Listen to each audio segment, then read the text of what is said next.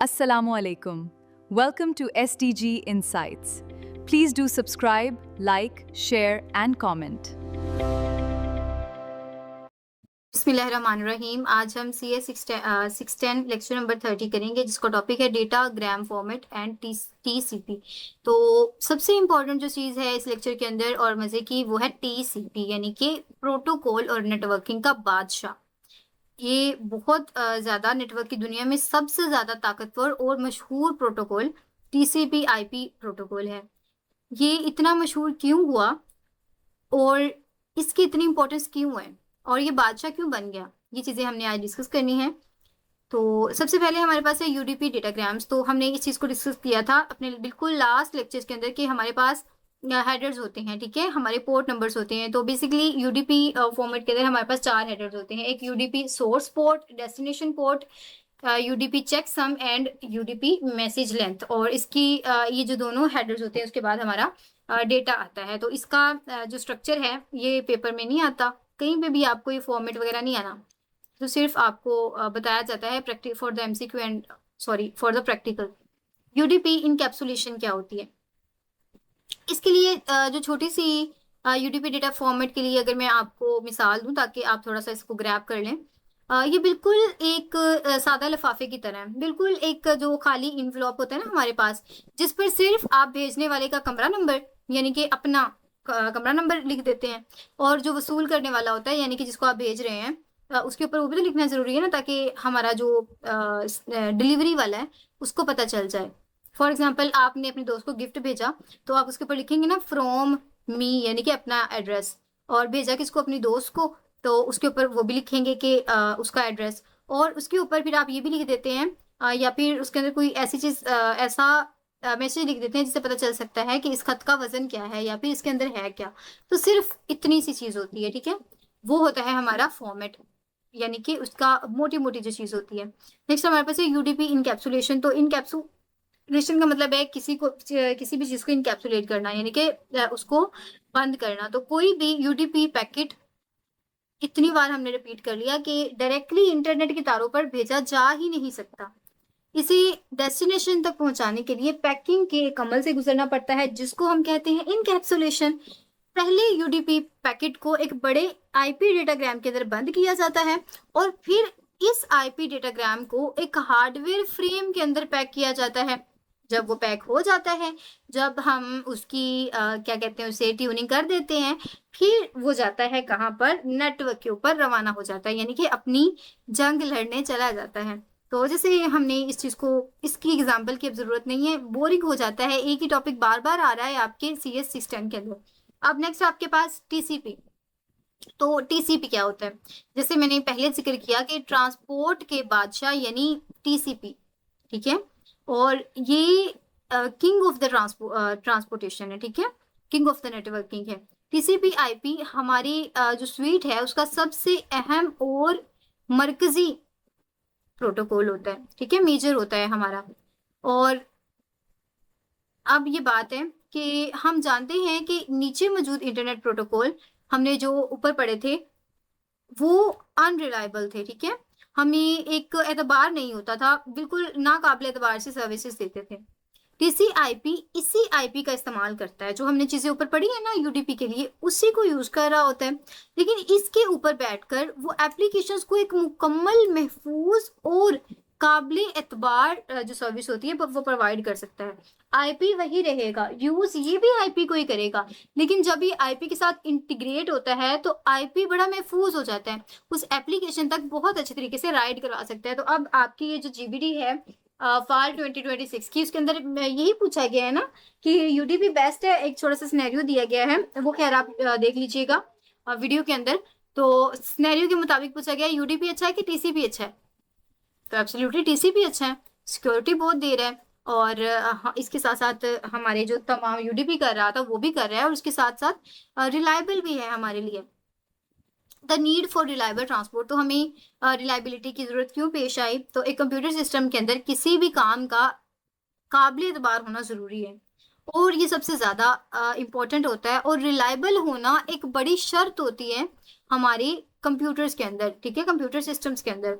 Internet पर चलने वाले सॉफ्टवेयर्स को भी इसी सतह की गारंटी चाहिए होती है। जितने भी सॉफ्टवेयर्स है ना, उनकी लिए जो सिक्योरिटी है वो मस्ट होती है। आपको पता है आपके पास जो लिंक्स आते हैं, डिफरेंट सॉफ्टवेयर्स होते हैं, तो आप जल्दी से उनको चेक करते हैं कि कहीं ये हमारी जो से क्या कहते हैं, फिशिंग तो नहीं हो जाएगी हमारी, या फिर ये मलेशियस तो नहीं है।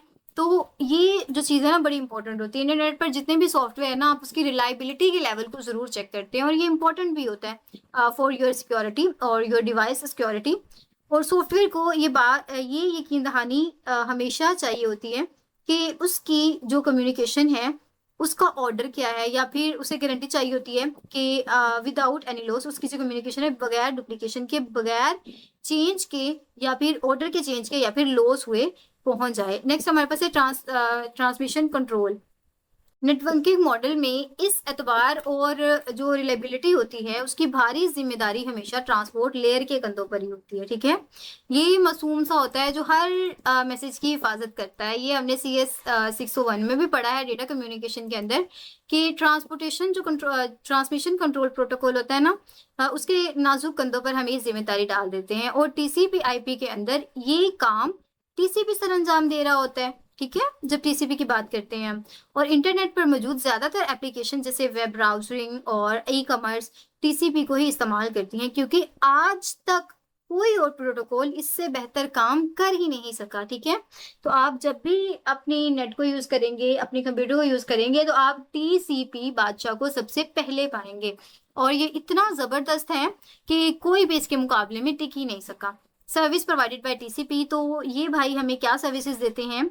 हमें बहुत सारी सर्विसेज देते हैं। कनेक्शन ओरिएंटेड सर्विस देते हैं, point two point services provide करते हैं, कंप्लीट रिलायबिलिटी प्रोवाइड करते हैं, फुल डुप्लेक्स कम्युनिकेशन यानी कि दोनों साइड पर कम्युनिकेशन हो सकती है, स्ट्रीम इंटरफेस होता है, हम लाइव स्ट्रीमिंग कर सकते हैं, और रिलायबल कम्युनिकेशन सेटअप, बड़ा रिलायबल कम्युनिकेशन सेटअप होता है। लॉस जो होता है ना उसकी चांसेस बहुत कम होते हैं, और ग्रेसफुल कनेक्शन शटडाउन।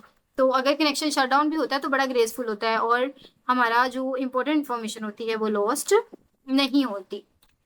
नेक्स्ट हमारे पास है end to end service and datagrams. तो end to end service and datagrams का यहाँ पर क्या मकसद है? देखें, एप्लीकेशन जब आपस में राब्ता करना चाहती हैं तो वो TCP कनेक्शन के लिए रिक्वेस्ट करती हैं। ठीक है, जब भी आप लोगों ने व्हाट्सएप को यूज करना है, टिकटॉक को यूज करना है, तो आप क्या करते हैं? अपनी वाईफाई या फिर इंटरनेट ऑन करते हैं। बिल्कुल ऐसा ही करती है हमारी एप्लीकेशंस।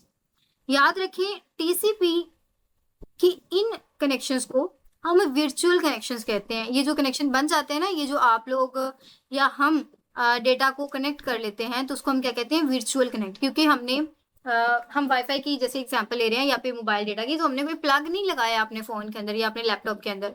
कंप्यूटर्स के अंदर तो खैर लगता है, लेकिन हम सिर्फ ये वायरलेस की बात कर रहे हैं।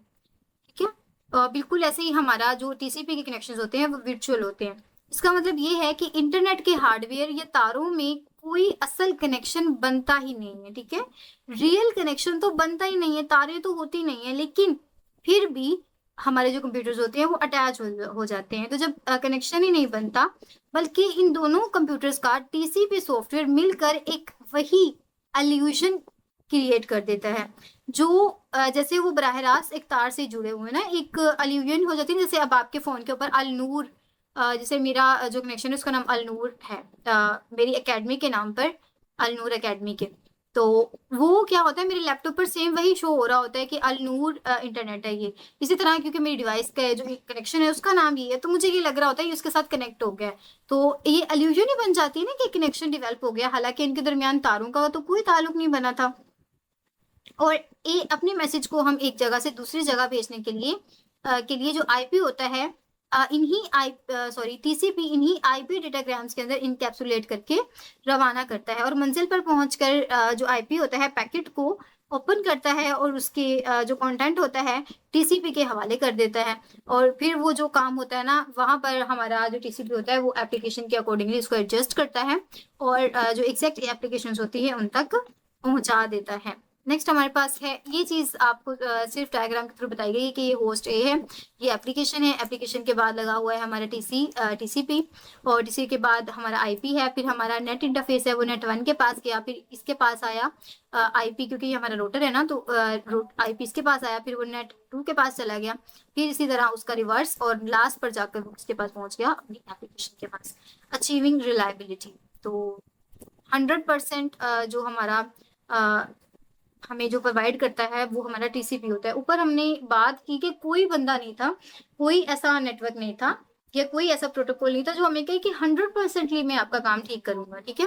लेकिन टीसीपी हमारा ऐसा नेटवर्क निकला जिसने रिलायबिलिटी को इंश्योर किया, और इस एतबार की इसके लिहाज से ना कुछ प्रॉब्लम्स भी आई, ठीक है। रिलायबल डिलीवरी के अंदर फिर कुछ प्रॉब्लम्स भी तो आ जाती है ना, तो उन प्रॉब्लम्स में सबसे पहले था unreliable delivery by underlying connection system, यानी नीचे जो कम्युनिकेशन का सिस्टम है आईपी और हार्डवेयर का काम कर रहा है वो बजाते खुद नाकाबिल एतबार हो सकता है, यानी कि आपकी जो एप्लीकेशन है वो बजाते खुद इतनी रिलायबल नहीं हो सकती, या फिर आपका जो हार्डवेयर है वो इतना ज्यादा कैपेबल नहीं हो सकता। एक बात तो ये है, और दूसरा सिस्टम रिबूट्स, तो रास्ते या मंजिल जो हमारा जो भी पाथ है या हमारी डेस्टिनेशन है उस पर मौजूद कोई कंप्यूटर या सिस्टम अचानक से रीबूट हो सकता है जिससे डेटा जाया हो जाता है।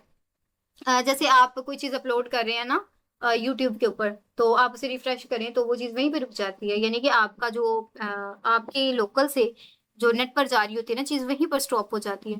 तो क्योंकि आप रीबूट कर देते हैं ना इन चीज को, तो इन बड़े बड़े मिसाल को कैसे हल करना है वो हम पढ़ेंगे अगले लेक्चर्स में। तो अगर आपने इसका हल देखना है तो keep on watching. Fee Aman Allah.